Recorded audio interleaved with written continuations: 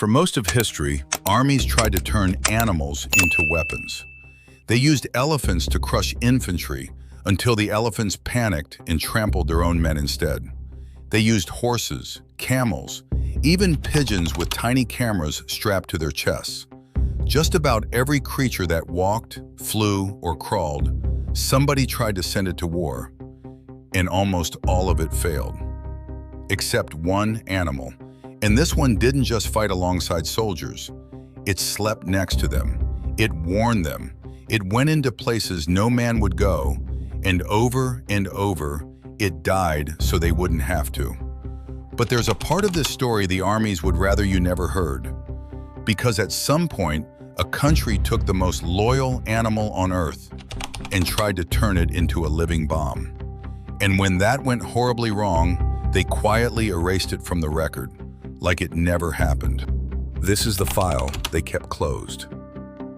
Let's open it. To understand why it had to be a dog, you've got to understand why everything else washed out. Elephants were terrifying and useless. Spook one and it forgets whose side it's on. A horse could carry a soldier into a fight, but a horse can't track a scent through the dark, or find a wounded man buried in the mud, or hear the enemy breathing on the far side of a hill. Pigeons could carry a message, one direction, in daylight, if nothing ate them first. A dog had something none of them had. A nose that reads the world like a map. Ears that catch danger a full second before a human ever could. And a brain wired to do the one thing no weapon can be built to do: care whether you live. And here's the strange truth underneath all of it. Armies didn't pick dogs because dogs are brave. Plenty of animals are brave. They pick dogs because a dog decides the soldier next to it is family. It's pack. And a dog will walk straight into hell for its pack, into fire no sane animal would ever touch. Hold on to that, because it explains everything that's coming, the hero and the horror. It started with a stray nobody wanted. 1917, a training field in Connecticut. A short, stubby-tailed puppy wanders in off the street and won't leave. The men should have run him off. Instead, when the unit shipped out for France, a young soldier hid him inside his coat and smuggled him onto the boat. They called him Stubby. And what that street dog did next changed the way the world saw dogs in war, for good. Stubby survived 17 battles in 18 months. He learned the sound of an incoming shell before any human could hear it, and he dropped flat a heartbeat before the blast. The men learned to drop when he dropped. He found wounded soldiers out in no man's land by scent alone, and stayed with them till help came. One night he smelled gas rolling in while the trench slept, and he barked and bit and dragged men awake until the whole line was up. He saved them. And then he did something no dog had ever done. In the Argonne, Stubby caught a man in an American uniform crouched in the trenches, sketching out the Allied positions. A German spy. The man called to him soft and friendly, the way you'd call any stray. Stubby didn't come. He pinned his ears back and he lunged, locked onto the spy's leg and held on, wouldn't let go, until the soldiers ran in and hauled the man away. And for that, they did the unthinkable. They promoted him. Sergeant Stubby, the only dog to earn rank in combat, and the most decorated war dog of the entire First World War. Think about what that actually means. In the middle of the deadliest war the world had ever seen, exhausted, grieving men chose to hand a military rank to a dog. Not for a trick, for choosing again and again to save human lives. But here's the thing about loyalty like that. Where one army saw a hero, another army saw a weapon. And this is where the story turns into the part they tried to bury. The Second World War, the Eastern Front. German tanks were rolling straight over the Red Army, and the Soviets didn't have enough to stop them. So somebody pitched one of the darkest ideas in military history. They took dogs and they starved them. And they taught them that the only place food ever showed up was underneath a tank.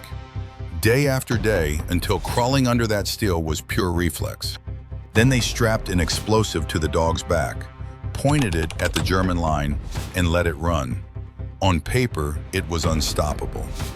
In reality, it was a disaster. The dogs were trained in silence, and real combat is anything but silent. The gunfire, the smoke, the roar of the engines, it terrified them. Half of them turned around mid-charge and bolted back toward the only safe place they knew, their own trenches, with the bombs still on their backs.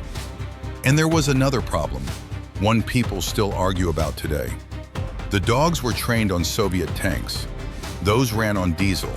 The German tanks ran on gasoline. They smelled wrong. So the dog, hunting for the familiar scent it had been taught to trust, would run to the wrong tank completely. By December of 1943, the program was quietly shut down and all but scrubbed from the record. But look close at why it failed. That's the real story. It didn't fail because the dogs were cowards. It failed because a dog cannot be made to stop looking for the ones it trusts. You could starve it, train it, wire it to explode, and in the end, it would still turn around and run home toward its own. The dog was too loyal to make a good weapon. And that is the most human thing in this entire story. That loyalty runs through everything that came after. They sent dogs into the tunnels of Vietnam, into the dark where no soldier could fit. They dropped them out of planes. Thousands never came back, and the ones who did came home with no medal, no name on the paperwork, no grave. On the official forms, a war dog wasn't a soldier at all. It was listed as equipment. But the men who were down in the mud with them knew better. The same truth Stubby's regiment knew. The same truth that made that whole tank program fall apart. The dog never understood the war. It didn't need to. It went because its human was there. That was the whole reason. It was always the whole reason. We like to tell ourselves we tamed the wolf for hunting, for guarding, for work. But war showed us something deeper than that. We didn't turn the wolf into a weapon. We turned it into the one creature that'll follow us into the worst place on earth and still try to drag us back out alive. And that same instinct is asleep in your house right now. The dog at your feet, the dog by the door. Same wiring, the same quiet readiness to put itself between you and whatever's out there in the dark.